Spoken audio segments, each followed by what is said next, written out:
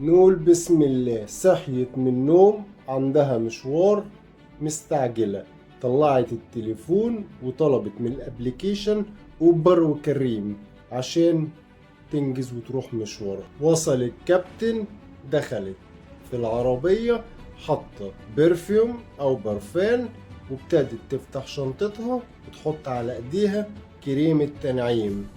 شم ريحته ابليس اللعين، فقام هاجم عليها وعمل عملته بلا ادنى رحمة ولا تسليم بالمعتقدات الدينية والاسلامية والاخلاقية.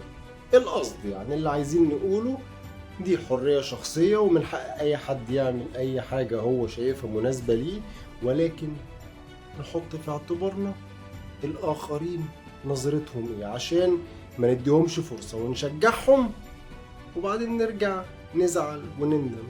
فنعمل اللي احنا شايفينه مناسب لينا، ولكن نراعي الآخرين عشان ده تزامنا مع الأحداث اللي حاصلة، بغض النظر عن أسماء الشركات دي بس للسياق الكلام. ولكن أيا كان الشركات فنقول ربنا يسترها علينا جميعا واخبط الظالمين في الظلم ويخرجهم مسالمين، ولكن نراعي نفسنا ونراعي غيرنا عشان لا ضرر ولا ضرار، وربنا يجيب الخير للجميع. شكرا.